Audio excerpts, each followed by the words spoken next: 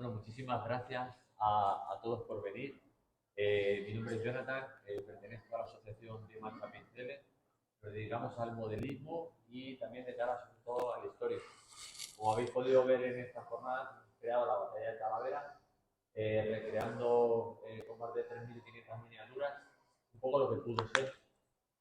Tenemos el gran placer de poder cerrar todo este fin de semana con el culmen que es tener a José Manuel con nosotros para que nos explique ahora sí verdaderamente qué hubo en la batalla de Talavera y si hay en algún momento, que yo sé que él seguro que lo va a prestar, alguna duda o alguna cosa que haya ahí que nos inquiete, ¿verdad? Pues luego habrá un pequeño juegos y preguntas. Sí.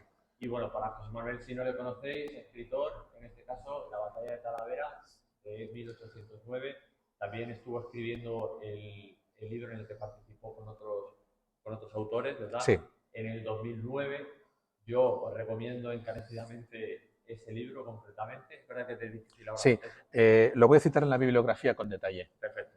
Entonces, por lo cual, yo os recomiendo, de verdad que sin más, no perdáis detalle porque merece la pena. ¿Vale? Gracias, José Manuel. A vosotros. Buenos días a todos y muchas gracias por estar aquí un domingo, que no es precisamente el día mejor para dar una conferencia porque todos preferimos descansar. Así que muchísimas gracias por su presencia.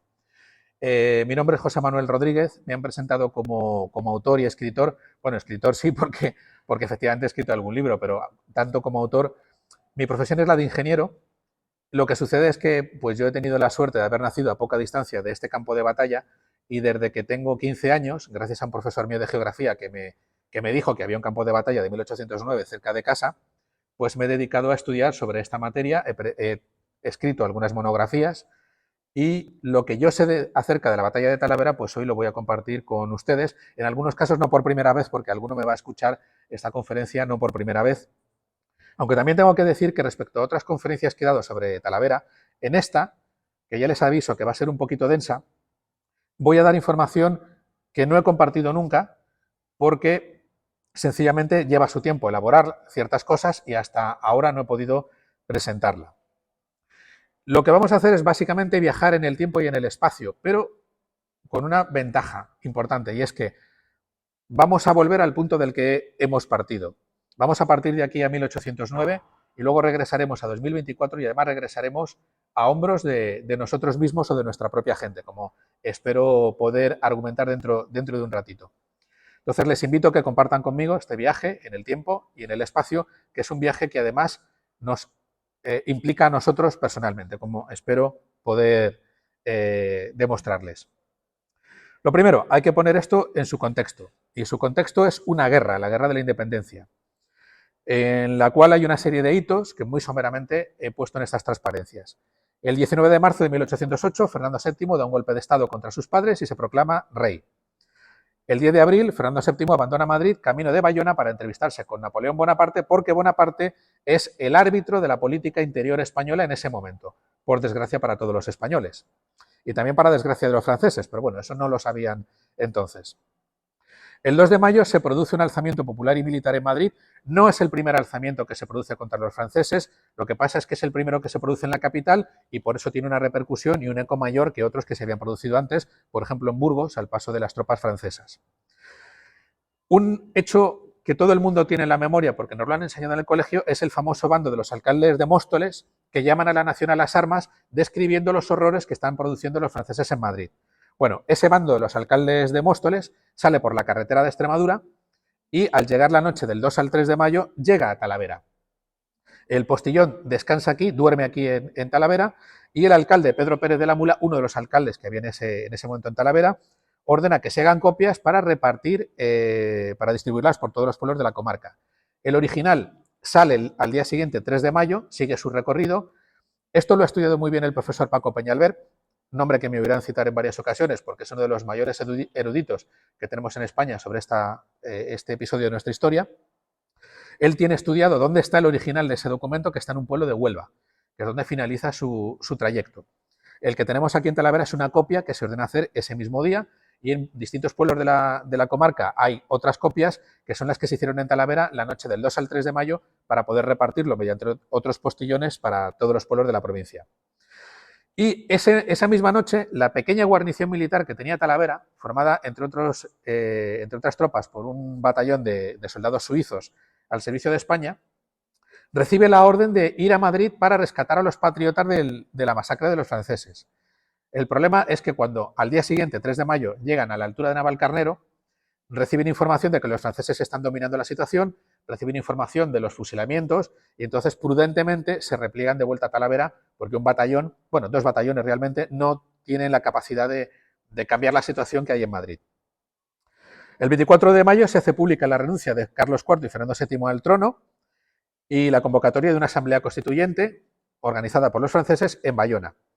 El 31 de mayo, que es el santo del rey Fernando, y además es la festividad de San Fernando, rey de Castilla, rey y militar, porque fue el que tomó Sevilla, es cuando realmente se produce el comienzo de la guerra a partir de alzamientos antifranceses que se producen a lo largo y a lo ancho de toda la península. En Valencia, en Cádiz, también hay un pequeño alzamiento en Madrid, aunque es pronto reprimido, y aquí es realmente donde empieza la guerra. El 6 de junio se publica la decisión de Napoleón, porque es así, es decir, Napoleón decide nombrar a dedo la corona de España a su hermano José. ¿Por qué? Pues porque yo lo valgo. Con lo cual, la sublevación que ya existía de días antes, aquí ya se encona definitivamente. Me salto varios episodios, porque no voy a relatarles todo en 1808.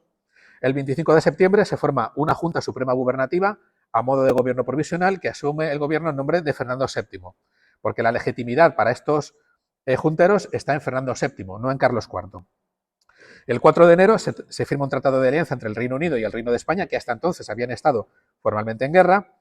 El 22 de abril, Sir Arthur Wellesley, futuro Lord Wellington, yo le voy a llamar Wellington a lo largo de la presentación porque a fin de cuentas es como todo el mundo le conoce, pero el título de Wellington le llega unos años después cuando fallece su hermano mayor y le da el título. Bueno, desembarca en Lisboa con un cuerpo de ejército. Es la segunda vez que Wellington desembarca en Portugal, solo que esta vez es desembarca como comandante en jefe. La primera vez es el subordinado de otros generales. El 13 de mayo, Wellington expulsa a los franceses de Oporto y pocos días después los expulsa de todo Portugal, con lo cual entre el 21 y el 30 de junio las tropas españolas del Marqués de la Romana expulsan del resto de Galicia a los franceses. Y el mismo 22 de abril el general Cuesta, que está en Badajoz, le escribe a Sir Arthur Wellesley para trazar un plan de operaciones en el Valle del Tajo. Wellington le dice que sí, una vez que ya ha liberado Portugal y por tanto ha cumplido la misión que le ha mandado su gobierno, que es la de liberar y proteger Portugal. Del 8 al 14 de junio las tropas británicas se concentran en Castelo Branco para entrar en España y el 3 de julio es cuando realmente el ejército británico entra en España por Ceclavín, provincia de Cáceres, que es el pueblo de uno de mis abuelos. Por eso les decía que es un viaje personal. Aquí van a salir nombres, van a salir personas y van a salir localidades en las que todos nosotros o algunos de nuestros antepasados han estado o están.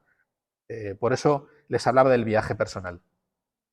El 10 de julio ambos generales se entrevistan en Casas de Mirabete y más o menos coordinan un plan de batalla y los movimientos preliminares que llevan a la batalla de Talavera se realizan entre el 18 y 19 de julio.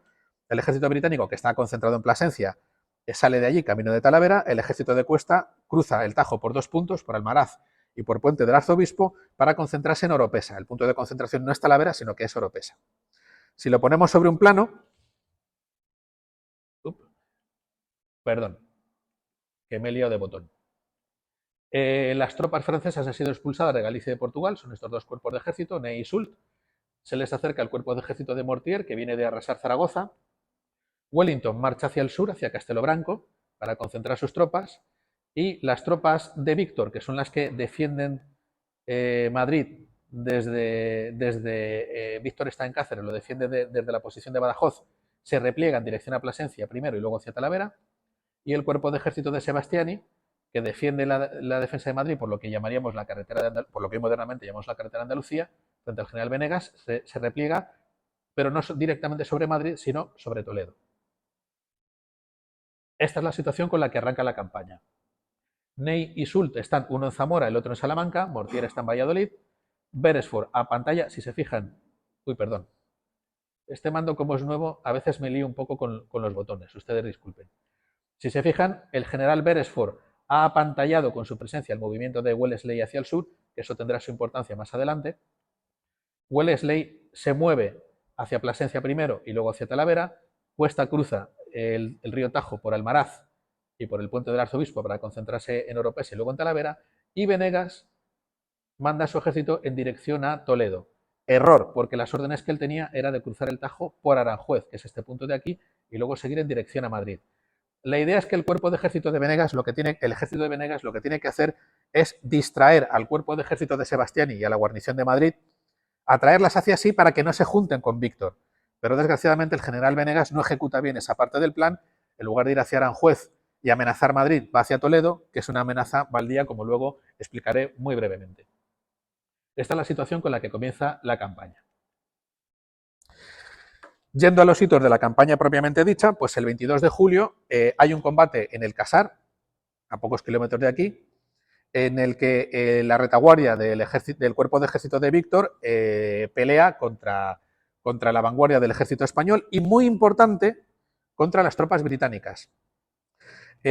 Los franceses hacía un mes que le habían perdido de vista a Wellington, no sabían dónde estaba y suponían que se estaba concentrando con Beresford para lanzar una ofensiva contra el Valle del Duero, siguiendo el Valle del Duero aproximadamente, que es el camino más corto para ir hacia la frontera francesa. Y ahí habían concentrado esos tres cuerpos de ejército que antes he marcado, el de Ney, el de Soult y el de Mortier. Cuerpos de ejército que, por cierto, estaban en muy mala situación porque la retirada del norte de Portugal y de Galicia había sido muy dura, habían perdido muchos hombres, prácticamente todos los pertrechos, y esa es una de las razones por las que se hace esta campaña, porque piensan que esos cuerpos de ejército están inoperativos, no están en condiciones de operar. Por eso los dejan en el lejano flanco izquierdo, pensando, bueno, no se van a mover, están muy vapuleados, efectivamente lo estaban.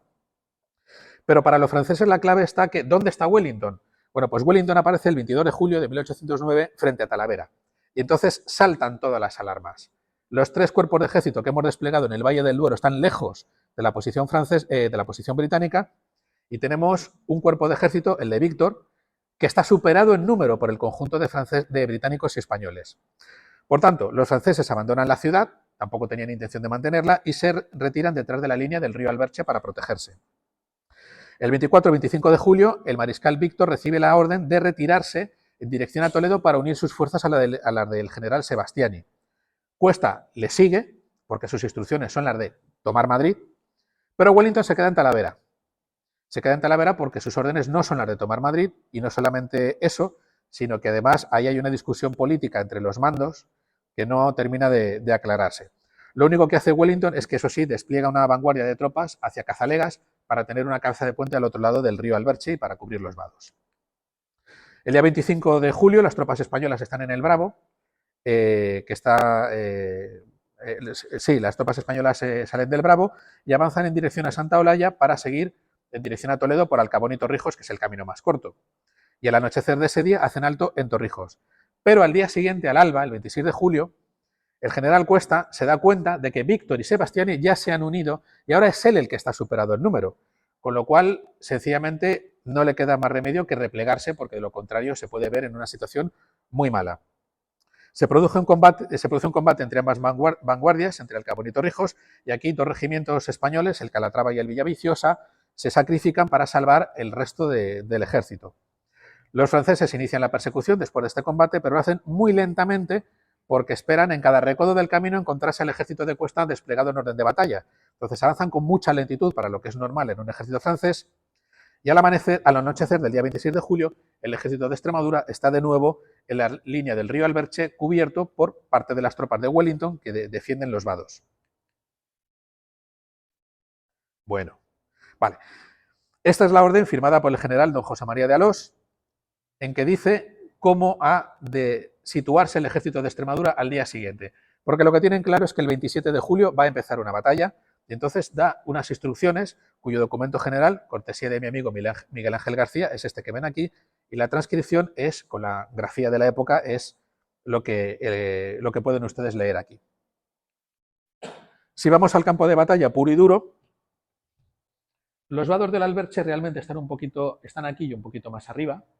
Aquí tenemos el puente sobre la carretera de Extremadura, que no es el puente actual. Si ustedes salen de Talavera en dirección a Madrid, Cuando crucen el puente sobre el Alberche verán a la derecha unos basamentos de ladrillo y de piedra. Ese es el puente antiguo, ese es este puente, que luego fue rectificado porque tiene dos curvas a la entrada y a la salida muy jorobadas para los vehículos de motor. El campo de batalla al norte queda cerrado por la Sierra de Segurilla, que es un terreno para los ejércitos de la época bastante complicado, y al sur tenemos un pequeño vallecito que en realidad es la excavación del valle del arroyo Portiña, que está cerrado al sur por el Cerro Medellín y por el Cerro Cascajal. La línea del arroyo Portiña más o menos define el frente de batalla hasta llegar al Pajar de Vergara, que es una posición que los Royal Engineers y la artillería británica fortifican porque en su plan de batalla ahí es donde se van a juntar las dos líneas.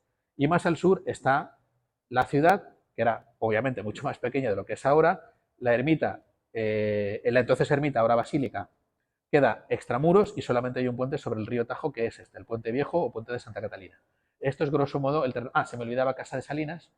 Casa de Salinas, que todavía existe, es una construcción, una labranza, desde la cual es visible los vados del Alberche y por tanto aquí Wellington establece su primer cuartel general porque de esa manera él puede tener a su vista, a tiro de catalejo, tanto el puente sobre el Alberche como los vados. Pues bueno, amanece el 27 de julio y las tropas de Cuesta empiezan a cruzar el río Alberche por el puente y el vado, según las instrucciones del general Alós. El vado está un poquito aquí y un poquito más arriba. Y aquí es donde está el cuartel general de Wellington con la vanguardia al frente. Esto es Casa de Salinas, una foto del exterior. Ayer me dijeron que uno de los propietarios, uno de los dueños de esta casa, apareció en la exposición. A mí, es verdad que yo hace años que no entro, pero a mí hace años, muy amablemente, no sé si ese mismo señor o alguien de su familia, me permitió entrar y visitarlo y la verdad es que son gente que conmigo se ha portado muy bien, ha sido muy amable y he podido visitar esto junto con otros amigos por dentro. Vale, la cuestión está que en el momento en que el mariscal Víctor llega a la vista del Alberche, él ordena a su cuerpo de ejército para cruzarlo en fuerza. Ordena la división Rufín a su derecha, la división Lapís en el centro, la división Villaté a su izquierda, para cruzar el Alberche y empezar el combate. Aquí en los vados de los arenales del Alberche, estaba desplegada la brigada del general Donkin, que estaba formada por los regimientos 87 y 88 británicos, que tuvieron la brillante idea de quemar las chozas y las cabañas que habían construido ahí de fortuna, pues para no dormir al raso los días anteriores. Además, me gustaría insistir en un aspecto que luego recordaré. Los días 24 y 25 de julio llovió mucho, tanto en Talavera como en La Mancha. De hecho, el ejército de La Mancha, el general Venegas, dice que no podemos avanzar porque todos los caminos están intransitables a causa del barro. Esta lluvia es la que hace que el día 25 de julio haya una crecida del río Alberche, que el río Alberche ustedes lo conocen, no es el Mississippi, pero desde luego cuando va crecido puede arrastrar. Bueno, los británicos queman las chozas, dicen por aquí no van a cruzar los franceses porque el río va crecido, y los británicos no saben, cosa que los talaveranos sí sabemos, y es que el viento que sopla en Talavera predominantemente es de componente oeste, con lo cual el humo de ese incendio se proyecta sobre las líneas francesas creando una cortina de humo perfecta. Y con esa cortina de humo, la división del general Lapís, que es la que va en el centro, cruza el río Alberche sin ser vista, con el regimiento 16 ligero en cabeza, y sorprende a la brigada Donkin, a la que le hace pasar un rato bastante fastidiado. 3 veces estuvo a punto de perderse la batalla de Talavera por parte de las tropas aliadas. La primera vez es esta, porque la brigada Donkin, al ser empujada hacia atrás, sencillamente abre una brecha en la línea británica. Y no solamente eso, sino que abre una brecha, según el ejército de Cuesta, está cruzando el río y todavía no está desplegado en orden de batalla. Con lo cual, en ese momento, ese agujero podía haber supuesto el embolsamiento de todo el ejército de Cuesta. Pero afortunadamente, estos chicos tan guapos, 2 compañías del 5º batallón del 60 de fusileros, están allí para formar una línea de batalla, tras la cual se recupera la brigada Donkin y cierran la brecha. Esto es una foto. Esta foto está tomada en Arroyomolinos de Montánchez, provincia de Cáceres, hace 2 años. Cuando ustedes en la Guerra de la Independencia oigan hablar de combate en guerrilla, combate en escaramuza o cosa por el estilo, piensen en esta imagen. Nada de guerrilleros desarrapados, nada. Estamos hablando de tropas organizadas. Bueno, estos son soldados del 60 de fusileros, que son tropa regular, por supuesto, Pero en cualquier caso, cuando ustedes oigan hablar de combate en guerrilla, luego hablaré un poquito más de ello, piensen en esta imagen y no en 4 locos estilo Curro Jiménez pegando trabucazos por ahí, porque eso no es real ni es histórico. Bueno, pues estos chicos del 60 de fusileros son los que cierran la brecha lo suficiente como para que, al caer la tarde, el ejército español ya pueda ocupar sus posiciones de combate. Esto que les voy a presentar es una hipótesis mía. Hasta 2007 no tuvimos el orden de batalla del ejército de Extremadura. Hasta entonces trabajábamos a tientas con documentación parcial. Yo mismo escribí una monografía sobre la batalla de Talavera con una disposición parcial del orden de batalla, con lo cual, al no saber qué tropas había exactamente, tampoco sabíamos dónde estaban colocadas. Y entonces, con el orden de batalla correcto que apareció en 2007 y se publicó por primera vez en 2009, y después de darle muchas vueltas, yo he llegado a una hipótesis, cuidadito, esto es mi hipótesis, puedo estar equivocado. ¿De dónde se colocaron las tropas españolas antes, durante el comienzo de la batalla? Lo poco que sabemos de las tropas españolas de aquella época es que se desplegaron en 2 líneas, sí, pero ¿quién en la primera, quién en la segunda, en qué orden, en qué organización? Y otro poquito que sabemos es de la disposición concreta de la caballería. La disposición es, según mi hipótesis, insisto, es esta. La división Zayas, hay una primera línea, perdón, que de derecha a izquierda tiene la infantería de la división Zayas, la división del Marqués de Zayas, cuidado, no son la misma persona ni son familia. Esa es una confusión habitual en la época. Son 2 personas distintas, pero que coincide el apellido de uno con el título del otro. A continuación, la división Portago, la división inglesa, la división Portago y la división Manglano, que es la que toca con su ala izquierda la posición del Pajar de Vergara. He dibujado artillería española en el Pajar de Vergara porque hubo artillería española en el Pajar de Vergara, en concreto una batería del calibre 12. Y la segunda línea, según mi hipótesis, está formada por la caballería de la división Zayas. Cuidado, incluso después de perder 2 regimientos 2 días antes, todavía tenía 1.500 sables, poca broma con la caballería de esta división. La división de reserva, que ni siquiera sabíamos que existía hasta 2007, la 5ª división de infantería, la división de caballería del general Enestrosa, dividida en 2 brigadas, y esto fue otra sorpresa que nos encontramos en 2007. Años después de la batalla se le pregunta al general Lastres, que es el general que manda el regimiento del rey en la batalla, y le preguntan, ¿nos puedes contar qué pasó en la batalla de Talavera? Y él dice, la división estaba dividida en 2 brigadas, la brigada rey que yo mandaba y la brigada del infante que estaba a retaguardia mía. Yo creo que toda esta caballería estaba detrás de la división de la división Manglano. Pero puede ser que estuviera en primera línea. Por eso les digo que hay algunas cosas, esta es mi hipótesis, hay algunas cosas que no encajan al 100% y podría yo equivocarme. Y finalmente he dibujado a la división de caballería del duque de Alburquerque, ahí al norte del Cerro Medellín, porque aunque hay dudas de dónde estaba el duque de Alburquerque, él escribe una carta donde dice, pasé la noche del 27 al 28 de julio al lado de mis amigos los ingleses. Y mis amigos los ingleses entendemos, por lo que luego se desarrolla la batalla, que significa que estaban aquí. Los ingleses despliegan a la izquierda del ejército español de la siguiente manera. Aquí tenemos a la división de Alexander Campbell. Esta brigada, que es la brigada de Kemis, la brigada Campbell, la he adelantado un poquito, posiblemente estuviera más a retaguardia, pero si juntaba más el dibujo ya quedaba poco legible. O sea que aquí cuidadito, porque la posición de esta brigada quizá no fuera exactamente tan adelantada. Los británicos también despliegan su artillería en el Pajar de Vergara. A continuación de la brigada de Campbell está la división Sherbrooke, que está formada por 4 brigadas.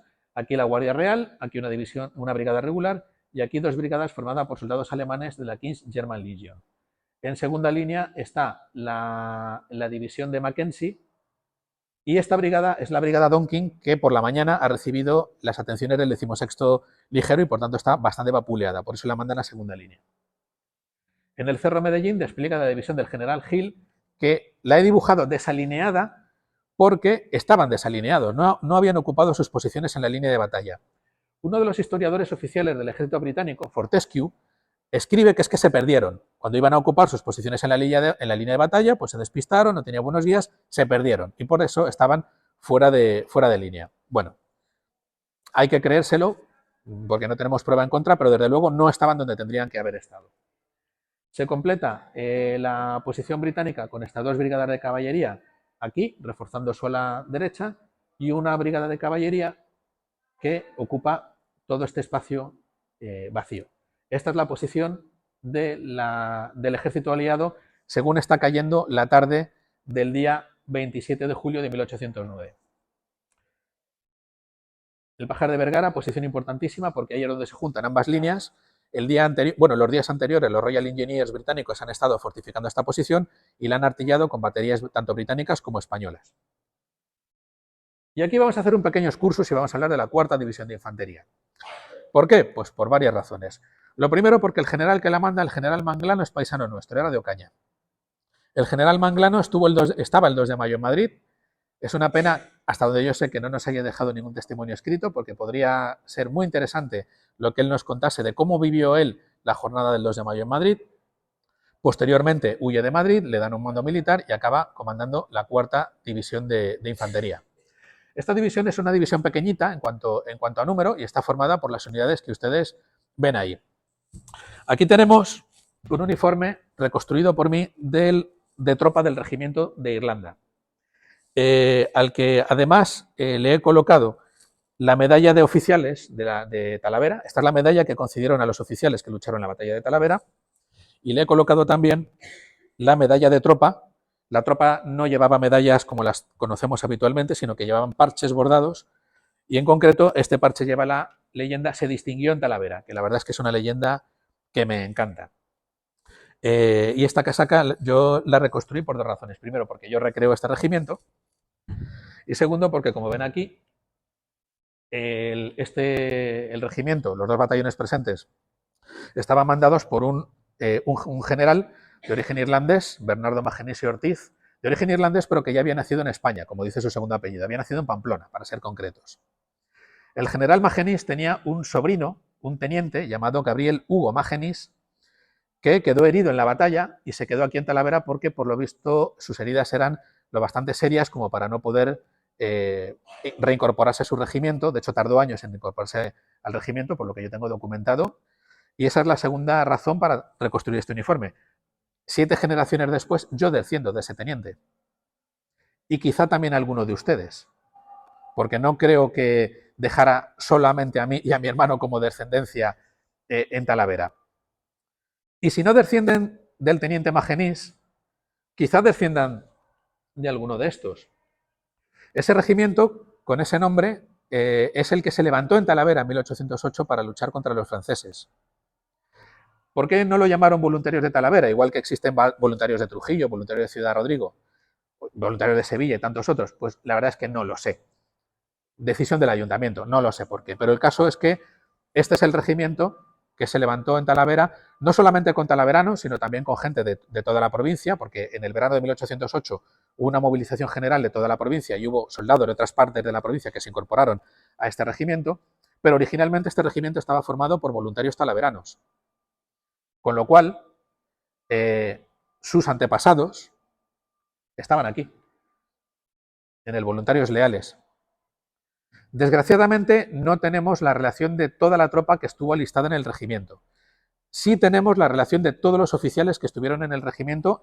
El documento original está en la biblioteca municipal, con lo cual pueden, perdón, en la biblioteca del ayuntamiento, con lo cual, jolín, perdón, se me traba la lengua. En el archivo del ayuntamiento, eso.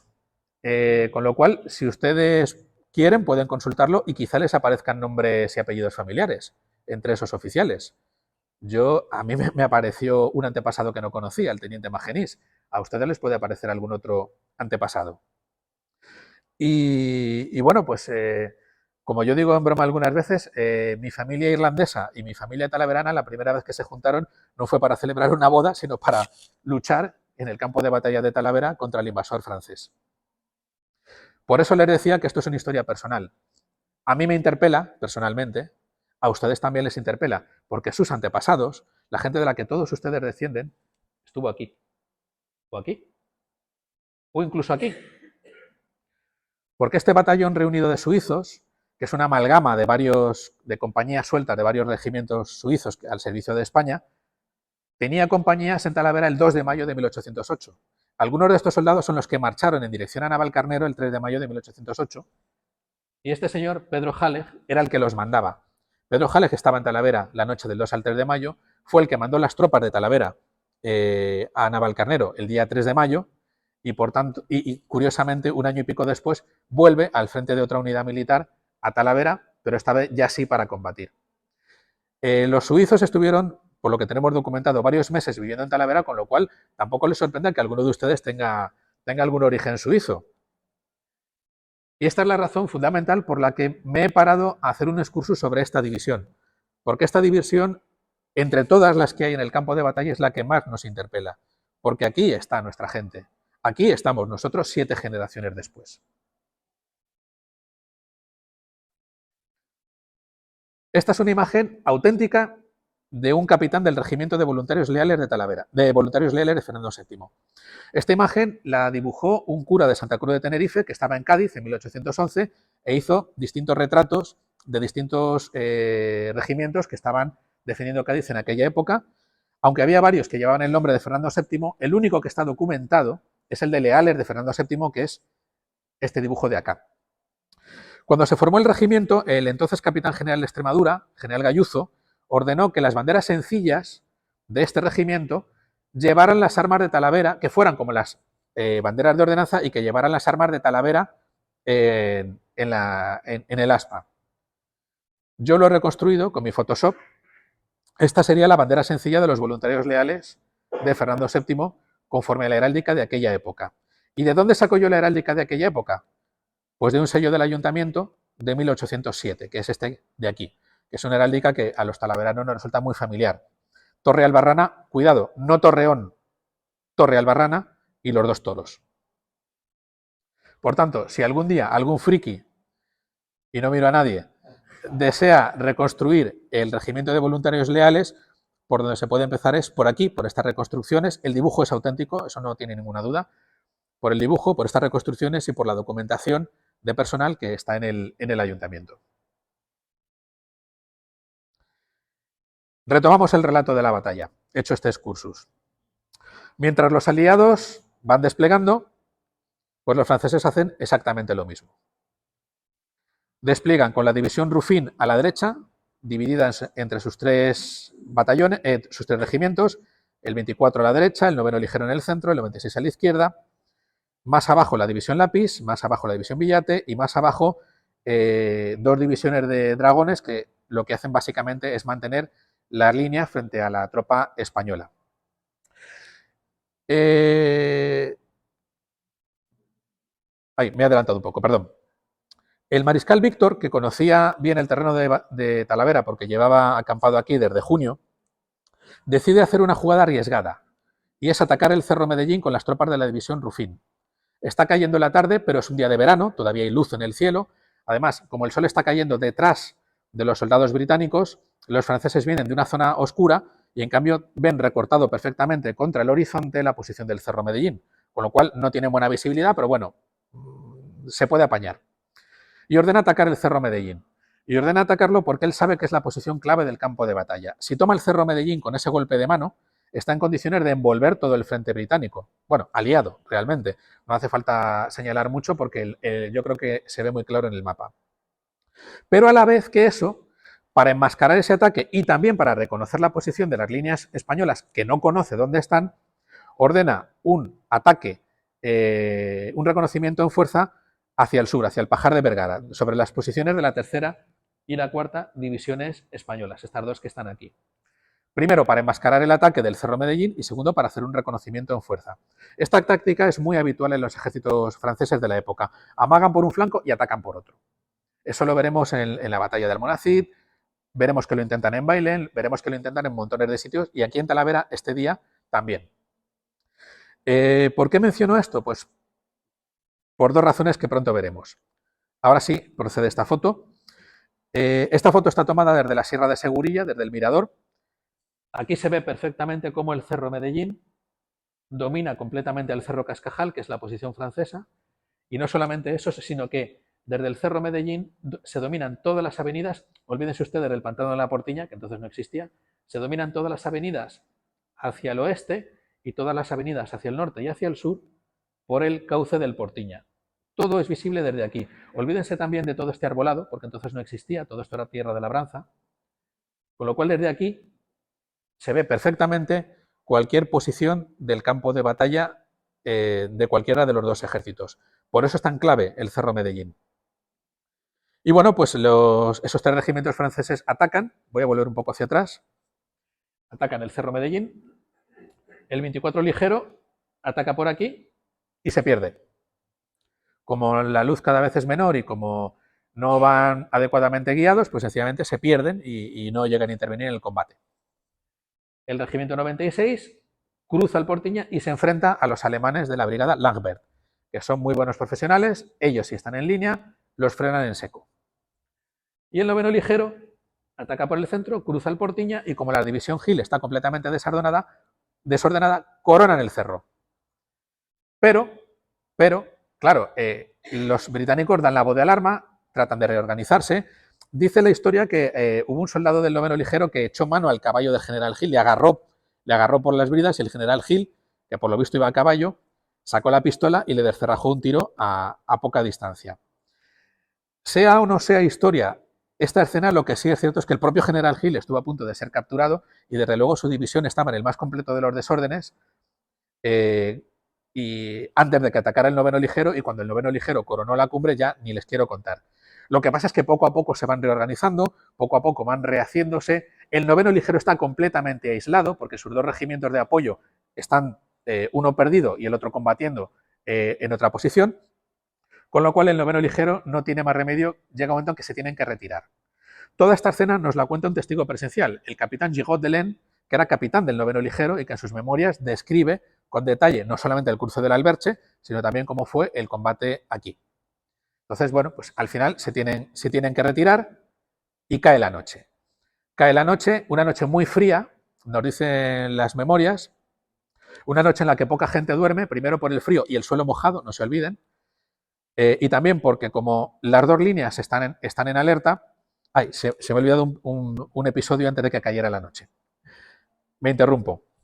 He hablado del ataque del reconocimiento en fuerza por aquí. Vale. Aquí es donde se produce la famosa desbandada de los soldados españoles que, según la propaganda de la leyenda negra, se asustaron del tiro de sus propios mosquetes. Chorradas. Lo que pasó es que como aquí hubo un combate, efectivamente hubo soldados bisoños que salieron corriendo, pero no solamente españoles, también británicos. No queda claro exactamente qué unidad británica fue la que se desbandó un poco, quizá alguna que todavía estaba moviéndose hacia el norte para entrar en posición, pero el alférez Dodson, el teniente Dodson, que era de la Guardia Real Británica, dice: yo vi a soldados británicos huir. Chico, yo ahí no puedo discutirle. Y de todas maneras, la desbandada, que es que parece que huyó al completo la 3ª División de Infantería, no es cierto. La relación exacta de los desbandados está en el archivo municipal, 157. Menos de un batallón, apenas 2 compañías. Por tanto, desbandada sí hubo, causada por las consecuencias del combate, pero no por cobardía, mucho menos porque se asustaran del tiro de sus propios mosquetes. Y además en esa desbandada también hubo tropa británica. Lo que pasa es que la tropa británica, como el documento que tenemos es de origen español, no los listan, no son sus soldados, listan a los soldados españoles. 157, tampoco es para ponerse así. Y ahora sí, retomo lo que estaba diciendo antes. Cae la noche, una noche muy fría. Allí el alférez... Jolines, perdón, es que el mando es nuevo y no atino a veces con los botones. El alférez Aitchison, que está aquí en el Cerro Medellín, tenía miedo de echarse a dormir por si venían los franceses por la noche, pero a la vez estaba agotado del combate, era el abanderado de su regimiento y entonces decide coger el paño del regimiento, envolverse con él, como si fuera un abrigo, supongo que se pondría por encima el capote y se echa a dormir. Con lo cual, si vienen los franceses y quieren hacerse con la bandera, me tienen que despertar a la fuerza. Y de paso, pues me abrigo un poquito más porque la noche está muy fría. Y está fría por efecto de la lluvia de los días anteriores y además porque el suelo está todavía mojado, como luego veremos. Y así pasan la noche del 27 al 28 de julio de 1809. En los dos ejércitos casi en pie de guerra, alarmados, alertados, y los centinelas cruzándose tiros de un lado a otro del arroyo Portiña. Amanece el 28 de julio y ya la división Hill por fin está en línea.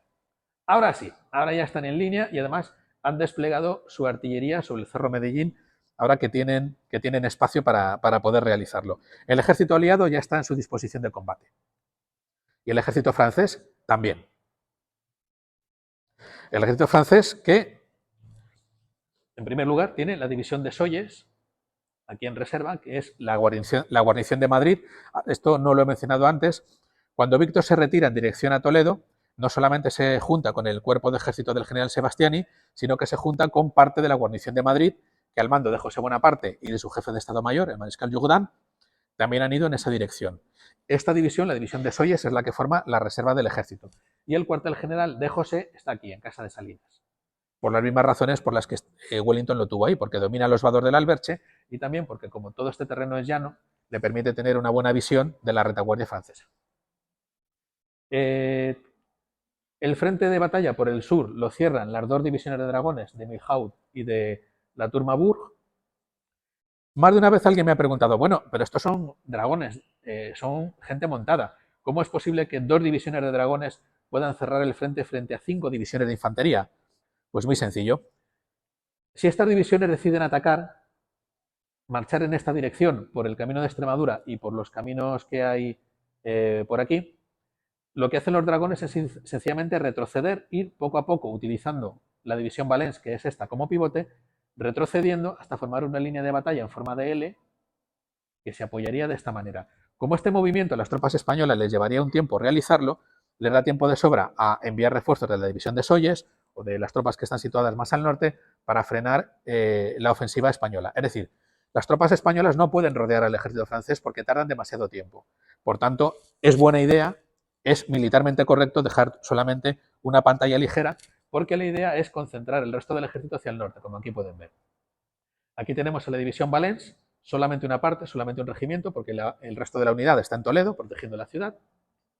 Aquí tenemos a la división Sebastiani, del cuerpo de ejército del general del mismo nombre. Aquí tenemos a... ¿Qué división es esta? Ah, no, perdón. Esta es la división Leval, perdón, del cuerpo de ejército de Sebastiani. Esta es la división Sebastiani. Esta es la división Lapis, del primer cuerpo de ejército. Aquí tenemos a los 3 regimientos de la división Ruffin, que han cambiado el orden. Ahora el 96 está a la derecha, el 9º sigue en el centro y el 24 está a la izquierda. Detrás tienen a la división del general Villat como apoyo y aquí tienen a la caballería de los 2 cuerpos de ejército. Primero la división Merlin, o Merlín, como lo quieran ustedes pronunciar, del 4º cuerpo de ejército, y después la brigada Beaumont, que es del primer cuerpo de ejército.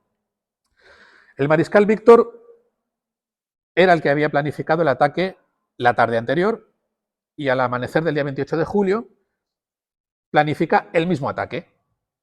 Los británicos ya están alertados, han desplegado artillería, ya hay luz del sol, con lo cual me van a ver venir, pero yo voy a repetir el ataque con los mismos regimientos de ayer, que podría salir mal.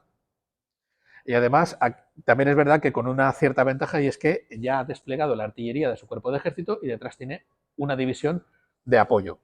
Pero bueno, atacar por el mismo frente de la vez anterior, con las mismas unidades y con el enemigo alertado, no parece una maniobra muy brillante.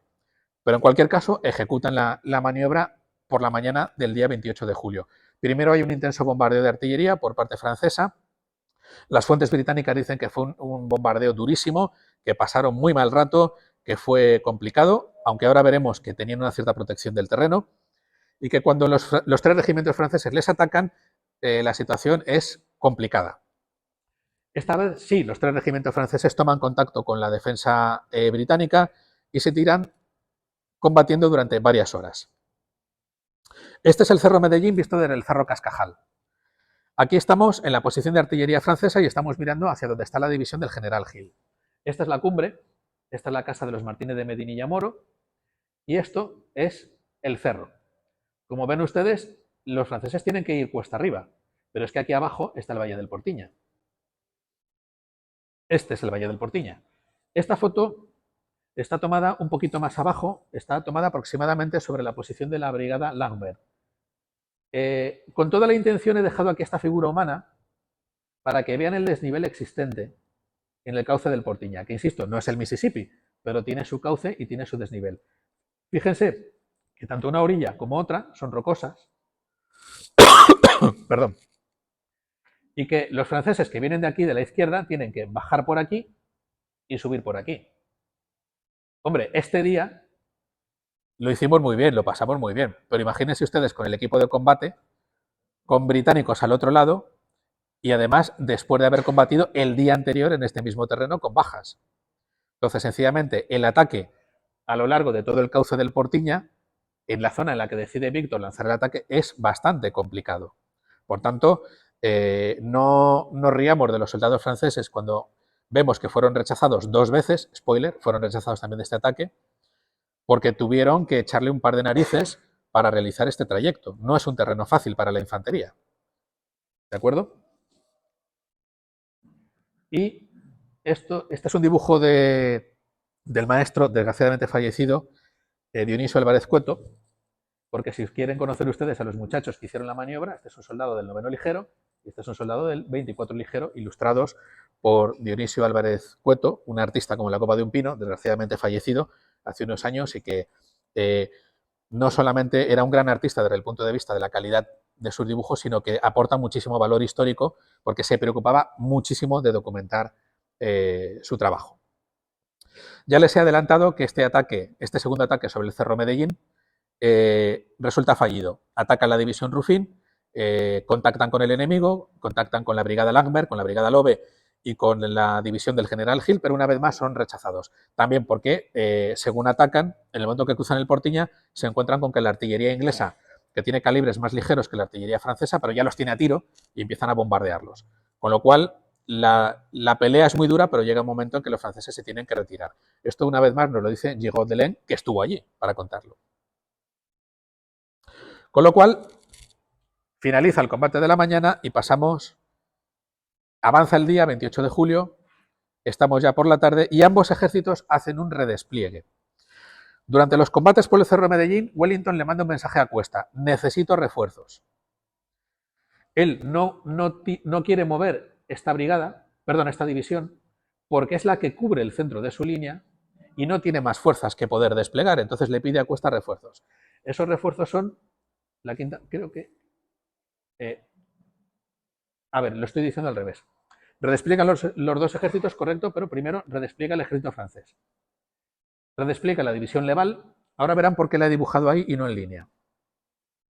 Redespliega las divisiones Lapís y Sebastiani. Ahí las he dividido en brigadas.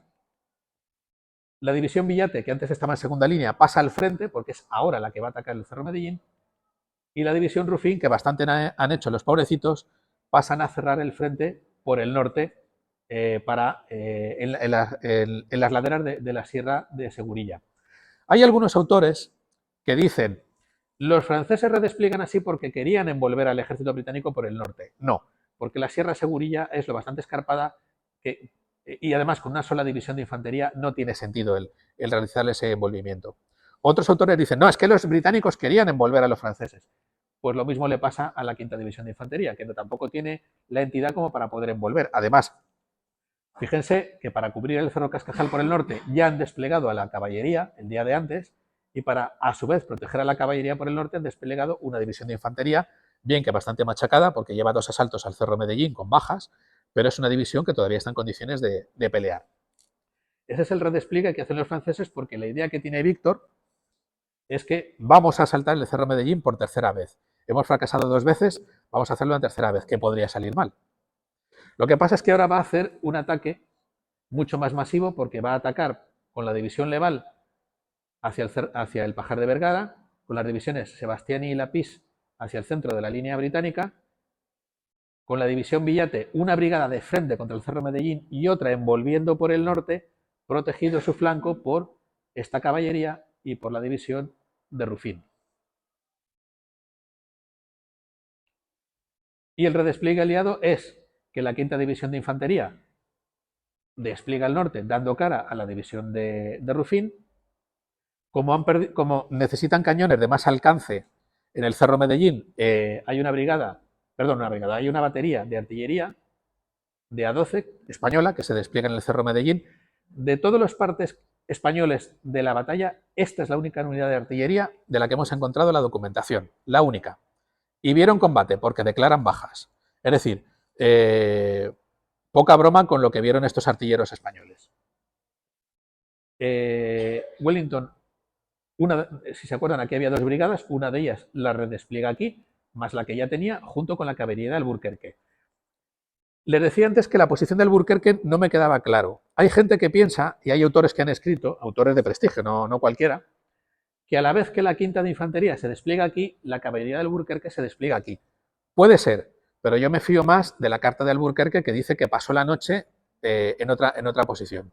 Pero pudiera ser que yo esté equivocado y que es aquí y ahora cuando aparece la división de Alburquerque. Pudiera ser.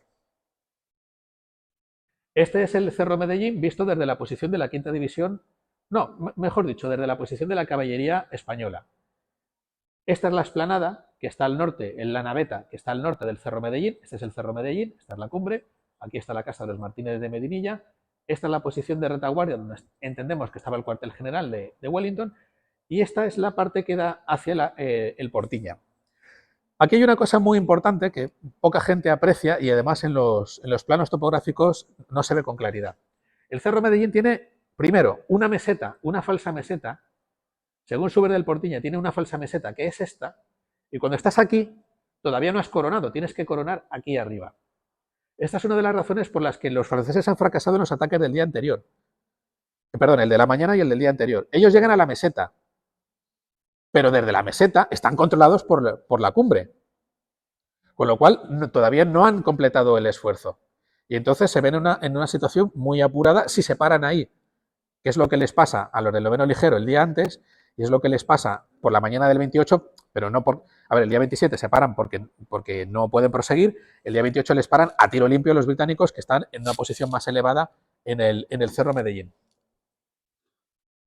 Y este terreno que vemos aquí es el terreno, más o menos el terreno en el que combatió la infantería española, la de la quinta división de infantería. Aquí tenemos otro dibujo del gran Dionisio Álvarez Cueto mostrándonos una posición de artillería española. Podría ser el Pajar de Vergara, podría ser el Cerro Medellín. Aquí tienen ustedes una pieza de campaña de A12 y los artilleros, empezando por este oficial, que está, por supuesto, tomando nota de por dónde viene el enemigo para apuntar y darles un caluroso recibimiento. En el libro de Talavera que me publicó Editorial Almena, en 2004, Dionisio y yo acordamos hacer un ejercicio un poco divertido, y es que la quinta división de infantería es la mejor división del general Cuesta, entre otras cosas porque es la división que tiene el porcentaje más alto de tropas regulares. Y como todo lo que tiene son tropas regulares, dijimos, ¿por qué no dibujamos los uniformes regulares? Y así tenemos un pequeño vademecum de uniformidades. Y entonces eso fue lo que hicimos. El uniforme del Regimiento de la Reina, el de África, el de Murcia, Infantería de Marina, aunque yo con el orden de batalla moderno, porque el libro se publicó en 2004 y les he dicho que el orden de batalla correcto lo encontramos en 2007, yo dudo de que hubiera granaderos de Infantería de Marina, francamente, ahora ya lo dudo, entonces estaba seguro, ahora ya no. Y unos uniformes de la Milicia Provincial de Sigüenza. Estos son los uniformes de ordenanza con los que entró el ejército en guerra en 1808 y bueno, pues hicimos el ejercicio divertido de vamos a dibujar uniformes conforme ordenanza. Y bueno, pues nos lo pasamos muy bien. Está todo listo ya para que el amigo Víctor, porque aquí está puenteando tanto a José Bonaparte como a Jourdan, está él decidiendo el plan de batalla, se lo impone tanto a Jourdan, que teóricamente era su superior, y a José.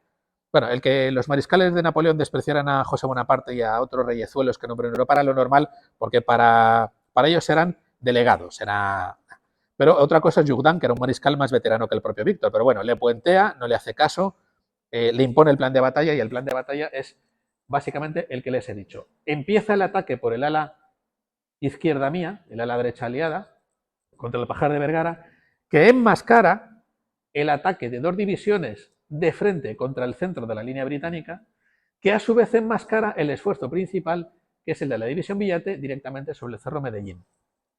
Esto de elegir un punto del frente, atacar, desplazarse hacia un flanco, seguir atacando, desplazarse hacia otro flanco, seguir atacando, esa es una táctica muy habitual de la época de la pólvora y que veremos hasta casi entrada la Primera Guerra Mundial. El meter presión en un punto del frente e ir aumentando la presión en la línea del frente tomando un sentido u otro, aquí toman el sentido norte, podían haber elegido el contrario, pero eligieron este, hasta que el ataque final es sobre el punto donde yo realmente quiero producir la ruptura, porque para entonces el enemigo ya está distraído por los ataques secundarios y además ya han enviado allí sus reservas, con lo cual ya no tienen más que aportar a la posición principal.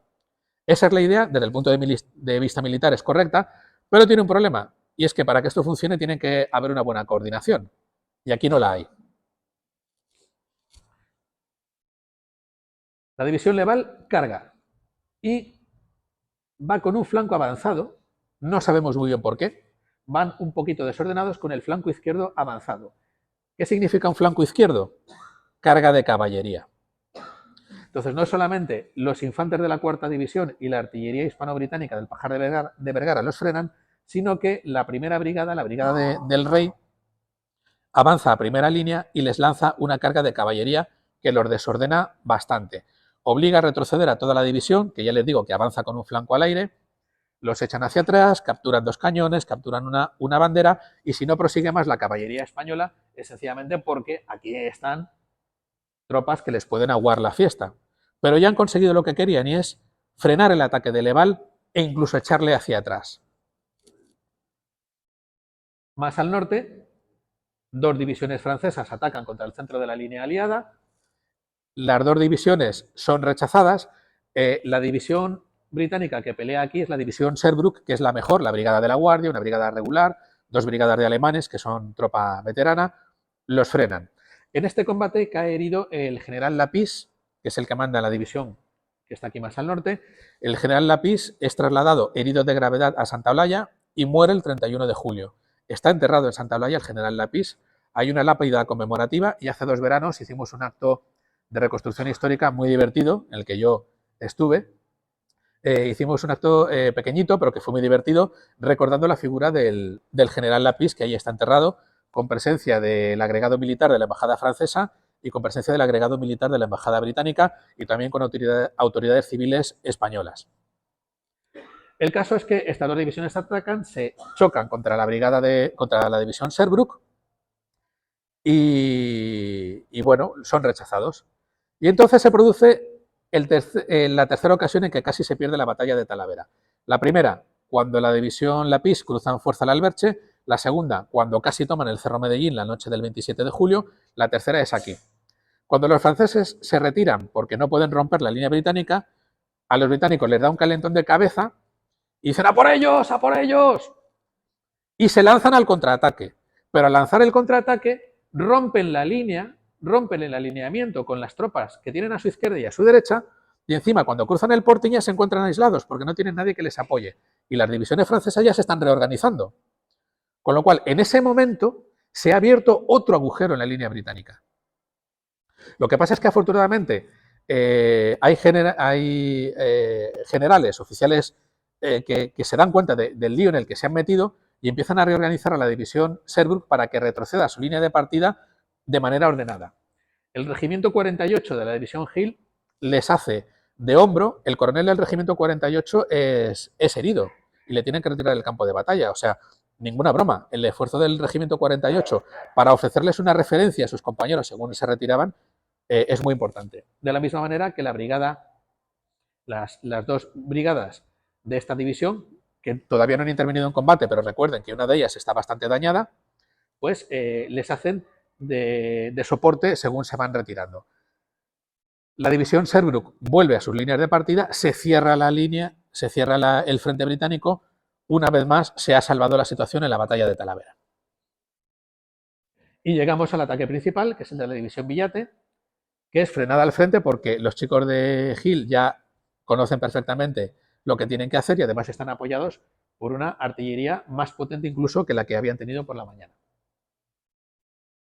Mientras tanto, la división Ruffin combate en orden abierto o en guerrilla.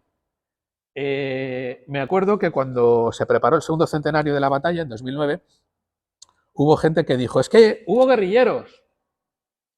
No hubo guerrilleros. Hubo un combate en guerrilla, es decir, en orden abierto, pero no hubo guerrilleros. Cuando ustedes escuchen un combate en guerrilla, cuidadito, porque esa es una expresión que en el reglamento español se utiliza para explicar que una formación de infantería de línea está combatiendo en orden abierto. ¿Se acuerdan de la fotografía de los dos soldados del 60 de fusileros? Eso es un orden en guerrilla. Aquí las tropas, tanto las francesas como las españolas, estaban en orden abierto, en guerrilla. Por tanto, no hubo guerrilleros, hubo tropas regulares. Y cuidado, porque el combate no fue ninguna broma. Al coronel del regimiento de Murcia le mataron en este combate. A un coronel, nada menos. Y llegamos a lo que algunos están esperando, la carga de caballería. La famosa carga de caballería británica. A ver, Wellington no era un general fino con la caballería. La caballería de esta época tiene un inconveniente y es que hay que saber medir muy bien el esfuerzo. Si lanzas la carga desde demasiado lejos, el caballo llega agotado cuando llega el choque. Y si la lanzas desde demasiado cerca, el caballo no ha alcanzado la máxima velocidad y por tanto la máxima inercia antes de llegar al choque. Hay que calcularlo muy bien. Y Wellington no era muy fino con el uso de la caballería. Tenía otras virtudes militares, pero esta no la tenía. Si se acuerdan de Waterloo, de la carga de la Union Brigade, pues por el estilo. Bueno, pues el caso es que Wellington da orden de cargar a la primera brigada, que está formada por el primer regimiento de húsares de la King's German Legion a la izquierda y el 23º de dragones ligeros a la derecha. Estos dos regimientos se lanzan a la carga y cuando están ya a la vista de las posiciones francesas se encuentran aquí un obstáculo, la famosa zanja del campo de batalla. ¿Qué es la famosa zanja? Una torre entera, un escurrimiento de la Sierra de Segurilla que se había abierto por las lluvias intensas del día 25 de julio. Que eso pasa en todos los montes, en todos los desmontes, y si no, por desgracia, que se lo pregunten a nuestros paisanos valencianos que lo están padeciendo ahora mismo en sus propias carnes. Se abre una torre entera y esa torre entera, en la parte norte, es lo bastante amplia como para no permitir que un caballo la salte. Entonces el coronel del regimiento de húsares de la KGL frena la carga y dice, chicos, no lo podemos pasar. Y se frena completamente, paran la carga en ese momento. Pero los del 23 de dragones ligeros no ven lo que hacen sus compañeros alemanes a la izquierda, pero además es que la zanja en su zona es mucho más estrecha, no es tan profunda y por tanto piensan que pueden seguir adelante la carga. Se desordenan mucho, hay escuadrones, bueno, que se vuelven locos, cada uno va como buenamente puede. Aquí tenemos un testigo de esta carga, Napier. No Napier el que escribe la historia de la Guerra de la Independencia, su hermano, porque hay dos Napier. El Napier que escribe la historia de la Guerra de la Independencia y narra este episodio estaba en el Pajar de Vergara y no vio la carga. Su hermano sí, pero por alguna razón decidió ignorar lo que le contó su hermano e inventarse el tema. Tenemos otro testigo presencial. Gigot de Laine, con el 9º ligero, vio la carga desde su posición en la Sierra de Segurilla y lo describe también con detalle. Y tenemos otro testigo más que nos dice qué pasó con el 23 de dragones ligeros.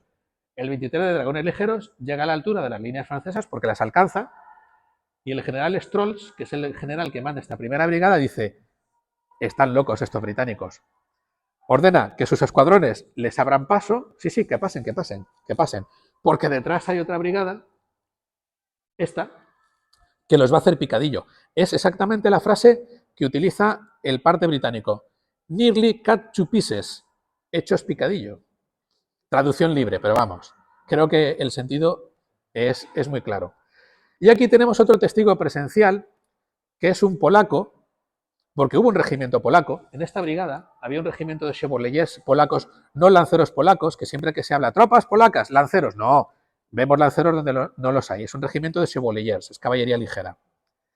Un cayetano, don Cayetan Wojciechowski, y que me perdone algún polaco si me está escuchando por la mala pronunciación, que escribió sus memorias, que están traducidas al español por una profesora española de la Universidad de Cracovia, y que gracias a eso podemos disponer de su testimonio. Tenemos 3 testimonios, británico, francés y polaco, de lo que pasó con el 23º de dragones ligeros, y lo que pasó fue eso, que se desordenaron por la existencia de un obstáculo que no habían reconocido previamente, error del mando, y que les llevó a una carga fallida que no solamente no rompió las líneas francesas, sino que le costó la existencia de prácticamente todo el regimiento. Pero consiguen su objetivo, y es frenar el ataque de Villate, porque Villate se da cuenta de que esta carga no les ha funcionado, pero detrás hay otra brigada, y detrás hay más caballería española. En total aquí, al principio, en la tarde del 28 de julio, hay unos 3.000 sables, que no es poca cosa. Entonces Villate se da cuenta de que no puede proseguir y sobre todo no puede doblar el flanco al norte del Cerro Medellín porque le van a comer la caballería aliada. Y entonces en ese momento es cuando, fracasado el ataque en el sur, fracasado el ataque en el centro y visto el resultado de la carga de caballería aquí al norte, se decide que no se puede tomar el Cerro Medellín y se le da orden a Villate de que cese el combate y se retira a sus posiciones previas. Aquí tenemos otro dibujo de Dionisio Álvarez Cueto. Este es el regimiento del rey, haciéndoles pasar un mal rato a los infantes del batallón de Nassau a la altura del Pajar de Vergara. Otro dibujo de Cueto, el 23º de Dragones Ligeros, pasando un mal rato, a su vez, contra la artillería del mariscal Víctor y la artillería de la caballería, de las brigadas de caballería francesas. Esta composición la hice yo, estas fotos las hice yo desde el Cerro Medellín, desde lo alto del Cerro Medellín. Esta es la zona de la carga. Aquí está la Sierra de Segurilla, que se ve un piquito. Aquí está el pantano de la Portiña, que se ve otro piquito. Esta es la Sierra de Segurilla. Fíjense en la diferencia de cota, fíjense en la altura. Por eso les decía que es que trepar a las alturas para luego caer a la retaguardia no es posible. Hombre, es posible si tienes tiempo y tienes un equipo ligero. Con el equipo de campaña de aquella época y no teniendo tiempo porque hay enemigos enfrente, no se puede hacer.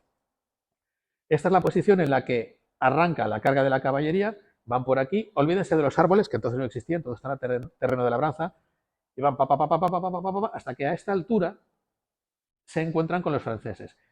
La división de Ruffini y el 9º ligero están aquí, con lo cual lo ven pues desde primera línea. O sea, como están ustedes sentados, mira esos británicos, fíjate, uy, qué bien lo estamos viendo, primera línea del espectáculo. Lo ven por aquí, lo ven los de Villate que están en esta zona y por supuesto lo ve la caballería francesa que está en esta zona. La carga británica se realiza por este lado. ¿Dónde estaba la zanja? Nadie lo sabe, porque por las inclemencias, por los cambios del terreno, pues ya habrá sido completamente erosionada. Hay un autor británico, Oman, que un siglo después, exactamente en 1909, decide recorrer el campo de batalla para escribir una historia de la Guerra de la Independencia, bueno, Peninsular War, como lo llaman ellos, y dice que encuentra la zanja. Mira, Oman, chaval, siendo esto zona de labranza y siendo un accidente del terreno, pues lo que tú encontrarías sería una zanja, pero no la zanja. Por cierto, los autores españoles siempre se dividen entre zanjistas y no zanjistas, los que creen que existió una zanja y los que creen que no. Yo soy zanjista. Yo creo que la zanja existió, que era un accidente del terreno causado por las circunstancias de la lluvia, que ya les he dicho, y a fin de cuentas todos tenemos la experiencia de eso. No tenemos más que mirar al otro lado del Tajo, ver el Cerro Negro y ver las cortadas que tiene el Cerro Negro por efecto de la lluvia acumulada. En el caso del Cerro Negro, por años y años, en este caso por una lluvia torrencial que cayó el día 25 de julio, que está documentado. O sea, en los escritos está el 25 de julio llovió y hubo una crecida del río Alberche y el ejército de Venegas quedó entrampado por el barro. Eso está escrito, no hay duda alguna al respecto. Bueno, pues cae la tarde del 28 de julio de 1809, el ataque francés ha sido derrotado en toda la extensión de la línea y la batalla se puede dar por finalizada. Bueno, voy a volver antes a esta transparencia porque hay otra cosa más que quiero decir. Amanece el 29 de julio, los ejércitos aliados piensan que va a seguir la batalla, con lo cual amanecen en su orden de batalla, el que ya hemos visto antes. Si lo he hecho para atrás. El ejército aliado amanece en su orden de batalla, pero los franceses se han retirado detrás del río Alberche. ¿Por qué? Pues porque han tenido 7.000 y pico bajas, no han roto la línea británica en 3 intentos, sencillamente ya no van a hacer un cuarto intento porque no merece la pena, salvo que quieran destruir su propio ejército. Se retiran detrás del Alberche, las tropas españolas y británicas van cubriendo la distancia con cuidado hasta el río Alberche, hasta que localizan la posición de las tropas de Víctor, y el mando aliado decide cruzar el río Alberche para volver a atacar a Víctor. Lo que pasa es que el ataque se planifica para el día 1 de agosto. Estamos hablando, el 29 de julio descubren que los franceses se han retirado, los británicos y los españoles, sobre todo los británicos, están agotados por un combate que les ha llevado bajas. Los británicos reciben el 29 el refuerzo de la brigada ligera de Crawford, con lo cual repone prácticamente toda su fuerza de batalla, pero hay que planificar con cuidado el cruce del Alberche porque hemos tenido muchas bajas y tenemos un par de brigadas que están en el aire. Entonces, deciden los dos generales que el 29, 30 y 31 son días de descanso, así lo escribe Cuesta a la Junta Central en Sevilla. Vamos a refrescarnos, vamos a refrescar el ejército, es la expresión que él utiliza, que en el lenguaje de la época es vamos a dejar que el ejército descanse un poco. Y el 1 de agosto cruzamos en fuerza el Alberche. Lo que pasa es que para el 1 de agosto, ¿se acuerdan de aquellos tres cuerpos de ejército que había al norte? El de Soult, el de Ney y el de Mortier. Esos tres cuerpos de ejército, desde el día 23 de julio, están en marcha para caer hacia el sur, cortando la retirada al ejército de Wellington, y Wellington el día 1 de agosto ya lo sabe, porque les llega información de los guerrilleros españoles que operan en Salamanca, en concreto la guerrilla de don Julián Sánchez, el Charro, que le manda informe diciendo, oye, tienes tres cuerpos de ejército en movimiento sobre tu retaguardia, 50.000 soldados. Poca broma. Y entonces Wellington decide que él no va a cruzar el Alberche porque teme quedarse cortado de su retaguardia y al final pues Cuesta, aunque al principio no quiere, no le queda más remedio que decir, pues tiene razón, si cruzamos el Alberche, que podríamos hacerlo, nos quedamos cortados los dos ejércitos y entonces deciden los dos ejércitos retirarse en dirección a Puente del Arzobispo, cruzan el Tajo hacia el sur, el ejército de Wellington se retira hacia Badajoz y él le Cuesta queda cubriendo la retaguardia en Puente del Arzobispo, en el vado de Azután y el grueso del ejército en Mesas de Ivor. Todo esto, ¿por qué lo digo? Por dos razones. Lo primero, porque ahí es donde finaliza realmente la campaña de Talavera, con el cruce hacia el sur de los dos ejércitos por Puente del Arzobispo. Y segundo, porque un autor muy importante en la historiografía española, don Ramón Menéndez Pidal, en una de sus obras, yo esto lo descubrí hace un mes, yo no lo sabía, tuvo el atrevimiento de decir que no se cruzó el Alberche el 29 de julio porque no se atrevió el mando aliado. Pues con todos mis respetos para don Ramón, que es mucho más grande que yo como historiador y como todo, don Ramón estaba equivocado. La documentación que tenemos indica que se iba a cruzar el Alberche el día 1 de agosto, pero no se pudo por las circunstancias que les he dicho, porque ya estaba cayendo el ejército francés sobre la retaguardia aliada. Pero sí se iba a hacer ese ataque. Está escrito. Vuelo adelante, voy terminando ya. ¿Qué nos queda para recordar esta batalla, aparte de nuestra propia ascendencia y de algún pesado como yo que les aburre con conferencias? Uy, aquí. Uy, lo he ordenado mal, pero bueno, no pasa nada. Este árbol, que todos ustedes lo habrán visto montones de veces porque está en el Prado, este es el laurel del primer centenario. Este árbol de laurel se plantó en 1909 como parte de la conmemoración del primer centenario de la batalla de Talavera. En 2009, por el otro lado, por el otro extremo, se puso una placa para que se recordara que este no es un árbol más de los que hay en el Prado, es un árbol conmemorativo. Por eso no se le tocó en la reforma que se hizo del Prado hace un par de años. Vamos, si lo llegan a tocar, se hubieran encontrado conmigo, atado con cadenas a este árbol. Tenemos el monolito que se levantó en 1909 con motivo del primer centenario. Este monolito está detrás de la casa de los Martínez de Medinilla, en el Cerro Medellín. Es terreno privado, no se puede visitar sin permiso de la familia, por supuesto. Este monolito lo pagó el ayuntamiento porque el ayuntamiento en 1909, el programa de actos de la conmemoración del centenario apareció en la basílica, lo encontró mi hermano. Ese documento concretamente lo encontró mi hermano. Se preparó todo un programa de actos para conmemorar el primer centenario de la batalla, pero desgraciadamente en ese verano sucedieron los sucesos de la Semana Trágica de Barcelona, que se acordarán ustedes, por el tema de la guerra de África, y entonces sencillamente ya no hubo ni dinero ni recursos para hacer un primer centenario mucho más amplio. Se levantó el monolito, que todavía está visible, se plantó el laurel del centenario, que goza de buena salud, gracias a Dios.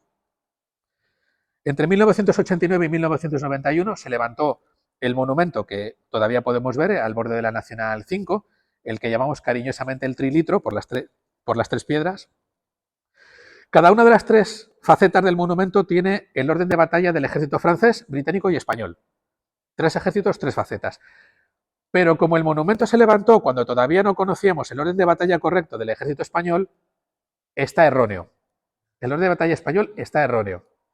Entonces, yo que me pasé muchas horas fotografiando y transcribiendo el orden de batalla para luego situarlo, pues fue un esfuerzo baldío. Y como detalle, el nombre del regimiento de voluntarios leales está mal escrito en el monumento. El nombre real es el que les he mostrado, voluntarios leales de Fernando VII. En el monumento está puesto voluntarios leales a Fernando VII. No sé por qué, pero bueno. Entonces, el orden de batalla británico no está correcto, Ahí hay una pelea que mejor no entro en ella, me la han contado, pero mejor no entro en ella. El orden de batalla español es el que se sabía entonces, que no es el que sabemos ahora, y el orden de batalla francés sí es el correcto porque está muy bien documentado. Y tenemos el monumento que se inauguró en 2009, en el Prado también, con motivo del segundo centenario. Esta fotografía está tomada el 28 de julio de 1809. Este caballero que ven aquí es el profesor Paco Peñalver, que fue el alma y el corazón del trabajo de investigación histórica que hicimos entre 2007 y 2009, el libro que antes me habéis mostrado, el que publicó el ayuntamiento. Él fue el coordinador y el alma y el corazón de todo ese trabajo. Y este chico tan guapo soy yo, con más pelo y menos canas. Esta foto, aparte de porque me gusta verme a mí mismo, la pongo aquí por una sencilla razón. Si entramos en el Prado, por la puerta principal, tenemos a nuestra izquierda el monumento a la Constitución y justo enfrente tenemos este monumento, el del segundo centenario. Si seguimos andando tenemos otro monumento, la Fuente de las Ranas. Si seguimos andando tenemos delante el laurel del primer centenario. Y si seguimos andando tenemos la Basílica. Así a lo tonto tenemos un pequeño espacio y recorrido histórico monumental en el Prado de Talavera que yo creo que los talaveranos deberíamos darle un poquito más de importancia. Porque tenemos ahí un recorrido interesante. Aparte de ser un espacio de esparcimiento, como el Prado ha sido durante toda la vida, tenemos ahí recuerdos de nuestra propia historia y nuestra propia circunstancia. Y esta es la razón por la que he puesto esta foto. Además, justo el día de la inauguración. Esta foto, ya les digo, es el 28 de julio de 2009. Ya me queda poco. Bibliografía, por si alguno quiere seguir abundando en este tema. Primero, el libro que publicó el ayuntamiento, el que antes les mencionaba, el que coordinó el profesor Paco Peñalver, que es donde se publicó por primera vez el orden de batalla correcto del ejército español, porque apareció la documentación original, apareció en 2007, en 2009 se publicó.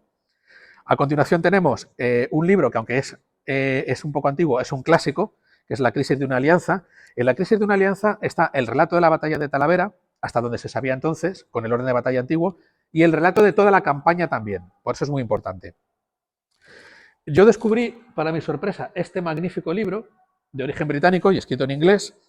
Aquí cuenta la batalla, perdón, la campaña, no la batalla, pero la cuenta desde la perspectiva británica, que es muy interesante. Además, John Marsden es un historiador que está casado con una mujer española y ha tenido acceso a los registros españoles, porque la mayor parte de los historiadores británicos, con honrosas excepciones, como el profesor Charles Isdale, que estuvo aquí en 2009, no acuden a los archivos españoles. ¿Y por qué? Pues porque no saben español. Así de simple. John Marsden, que yo sepa, tampoco sabe español, pero su mujer sí, porque es de Astorga. Entonces él sí accedió a los archivos españoles, con lo cual, con los archivos británicos y los españoles construyó un libro que yo me leí este verano y me parece magnífico, pero ahí no van a encontrar el relato de la batalla, van a encontrar el relato de la campaña, que no es lo mismo. También escrito por Juanjo Sañudo, tienen el relato de la batalla en la ya extinta revista Research in Andragona, en esos números concretamente, y como yo he venido aquí a hablar de mi libro, pues está también el libro que me publicó la editorial Almena en 2004. Este libro, como antes lo comentaba a alguien que se ha acercado a hablarme de él, lo que es el texto, olvídense. En diciembre del 2004 publico este libro y en la primavera de 2007 ya se había quedado obsoleto porque el orden de batalla que yo utilicé para el libro de 2004 no era el correcto y por tanto hay elementos del relato que están desactualizados. Pero las ilustraciones de Dioniso Álvarez Cueto solamente les he puesto alguna, no las he puesto todas. Las ilustraciones de Dioniso Álvarez Cueto siguen conservando todo su valor, incluso desde el punto de vista histórico. Todos los dibujos que hay en el libro, dibujados por Cueto, fíjense de que están adecuadamente documentados y lo que él dibuja fue así, como si hubiera sido Goya pintando la batalla de Talavera. La penúltima transparencia, y no les aburro más. Como hay gente para todo, mi amigo Miguel Ángel García y yo, ya les he comentado, ya salió antes su nombre, pues tenemos un vicio que es recorrer campos de batalla grabándonos.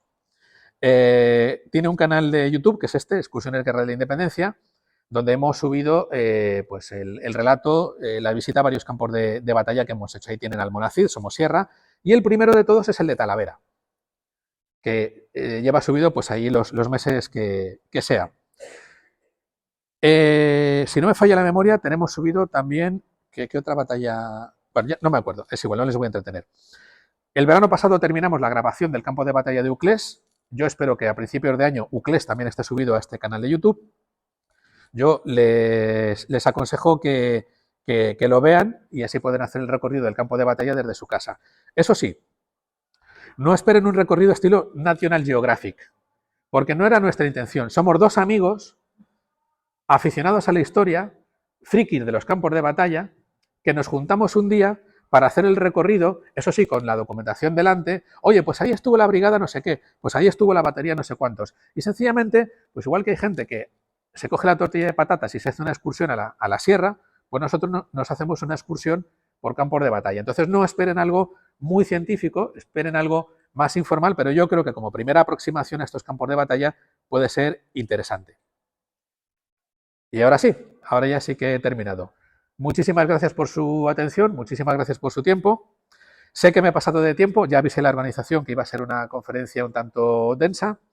Si nos queda tiempo, yo estoy a su disposición, o si me ven por aquí, estoy a su disposición para cualquier consulta, duda, pregunta que deseen hacerme. Y bueno, pues muchas gracias por acompañarme en esta mañana de domingo.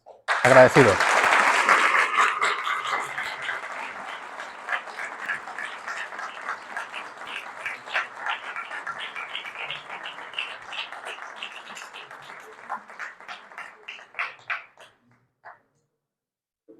Sí. En otras conferencias o pasas a charlas sobre la batalla de Talavera, al final te transmiten la idea generalizada de que no hubo ni vencedores ni vencidos.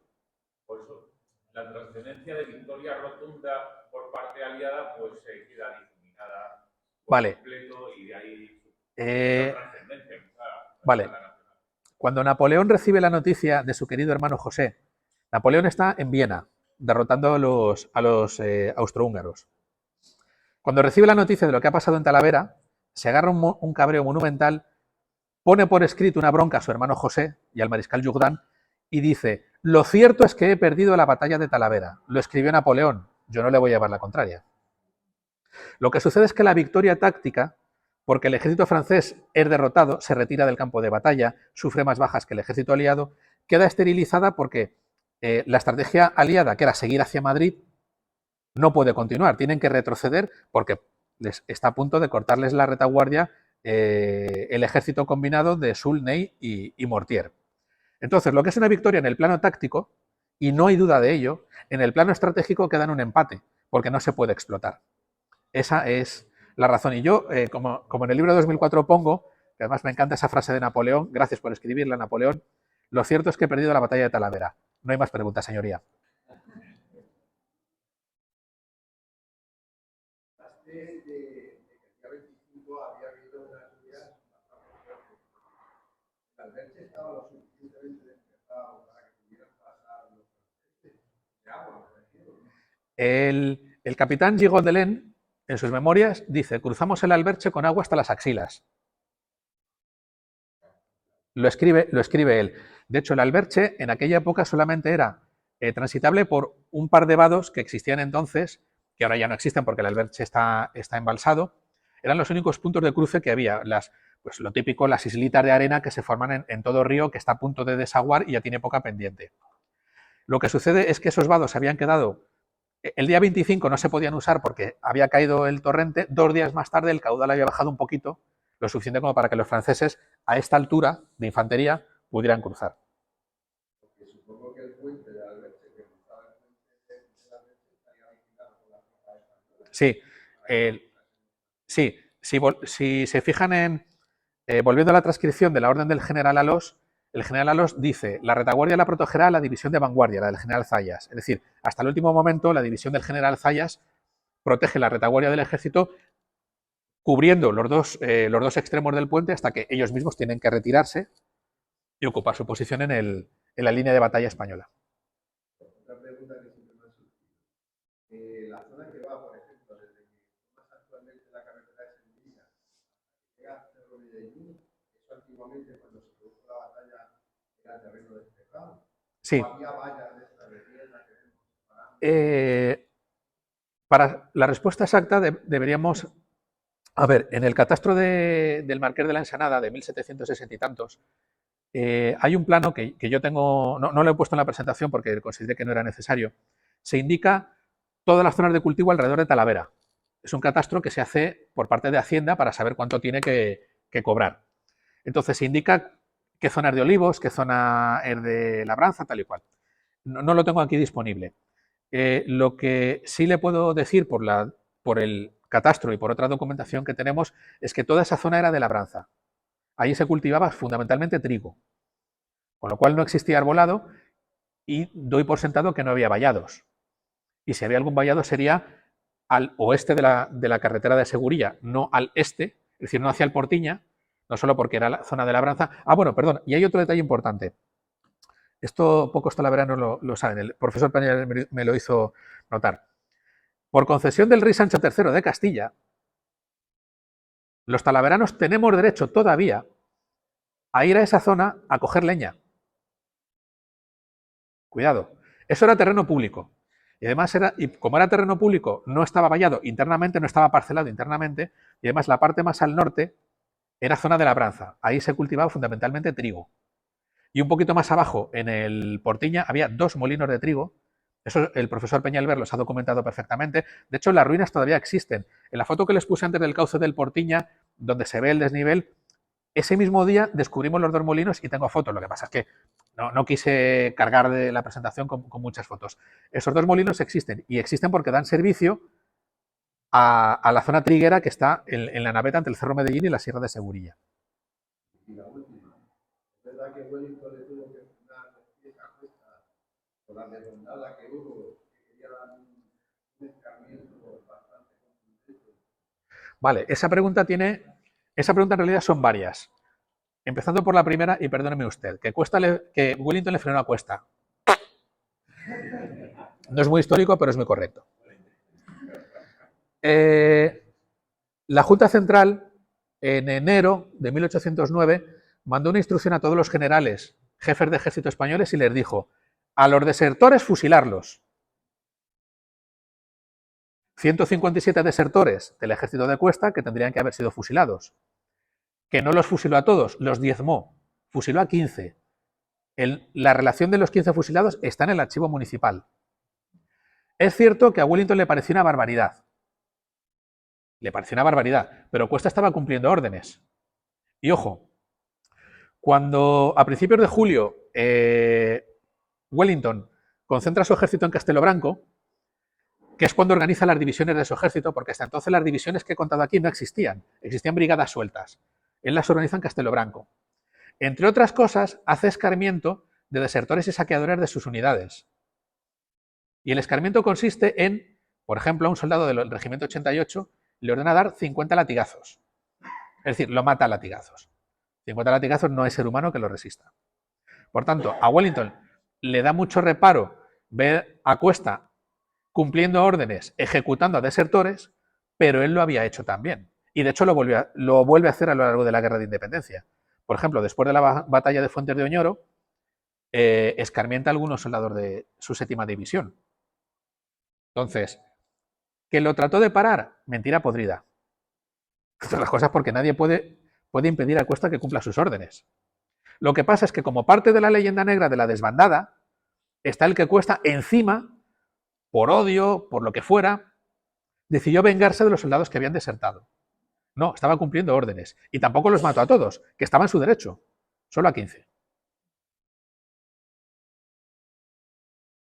Una pregunta. La división de Zayas en la noche del 27 tuvo movimiento, porque por lo poco que he leído y tal, parece que sí que hubo un acercamiento tanto de la caballería como para ponerse nerviosos y tener que estar un poco en vanguardia. Claro, el ataque en fuerza se realiza más al norte, pero la división de Zayas, que tiene un porcentaje muy importante de infantería ligera, lo que hace es que envía escaramuzadores al frente. Es decir, a ver si soy capaz de explicarlo. Bueno, quizá si volvemos atrás sobre el mapa se pueda ver mejor. Vale. El ataque y reconocimiento de fuerza se produce sobre esta zona. Y ya están desplegadas 2 divisiones de caballería en esta zona. Zayas está aquí. Zayas más o menos es el que cubre la carretera de Extremadura y desde aquí hacia el río Tajo. Lo que hace Zayas cuando tiene noticia del ataque, y tiene noticia del ataque porque estaba cenando con el general Whittingham en una casa de Talavera que no conocemos, que no sabemos cuál, lo mismo fue la de mi tatarabuela, no lo sé. Estaba cenando con el general Whittingham cuando le llega noticia del ataque, entonces Whittingham se va con Wellesley y Zayas se va a tomar el mando de su división. Y lo que hace es, cuando tiene noticia de que aquí hay un ataque y de que aquí hay tropas francesas desplegadas, él envía su infantería ligera a reconocer el terreno, porque él también quiere hacer un reconocimiento. Pero a diferencia de los franceses que atacan en fuerza, Zayas lo que hace es que envía solamente una patrulla de reconocimiento. Es decir, su idea es que no peleen contra los franceses. Si veis franceses, os paráis y me lo contáis, pero no peleéis. También porque según va cayendo la noche, si se enzarza en un combate nocturno, la puede liar. Puede desordenarse su división. Eso en cuanto a la infantería. En cuanto a la caballería, si mi hipótesis es cierta, no intervino porque estaba en la segunda línea. Si, como dicen algunos autores, la caballería de Zayas estaba aquí, pues sí pudo intervenir. Pero yo creo que no. Yo creo que la caballería estaba en segunda línea.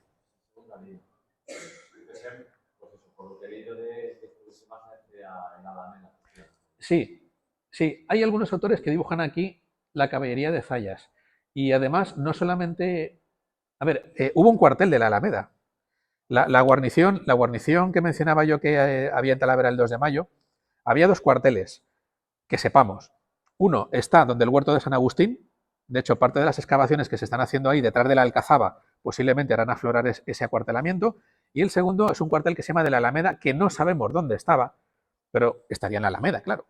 No tiene sentido. También porque en la Alameda, yo que tengo ya algunos años y tengo ya algunas canas, yo recuerdo de niño haber visto arroyos corriendo al aire libre por la Alameda. Todos esos arroyos habrán desaparecido porque han sido encauzados, metidos en el alcantarillado y tal y cual. Ese es un terreno adecuado para la caballería porque tienen agua para beber. Entonces, que estuviera aquí la caballería de Zayas tiene sentido. Tiene todo el sentido del mundo. Ahora, yo creo que no. Pero es mi opinión.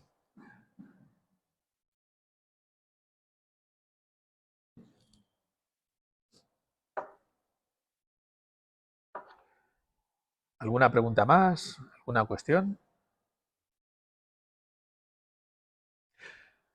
Se preguntarán los reales guardias que veo ahí al fondo. ¿Hubo guardia real en Talavera? Porque no la he mencionado. Hubo guardia real en Talavera, pero no el regimiento de guardias españoles, que es el que ellos están recreando, sino dos escuadrones de caballería que estaban en la división de reserva del general Bernoulli. De hecho, el general Bernoulli era de la Guardia Real, era general de brigada y era de la Guardia Real. Entonces hubo Guardia Real, y una compañía de guardias de corps, que era la escolta personal del general Cuesta y de su cuartel general. Hubo Guardia Real, pero no la unidad que ellos recrean, que son las Reales Guardias Españolas. Lo digo porque en algún orden de batalla erróneo, de los viejos, figura la Guardia Real Española, en concreto el 4º Batallón. No es el caso, no estuvieron aquí.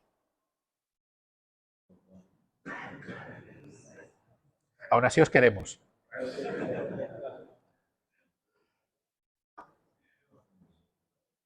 Pues si no hay más preguntas, de todas maneras, si me ven por aquí y tienen alguna duda, yo, en la medida de mis posibilidades y hasta donde sé, encantado de resolvérsela. Y nada más.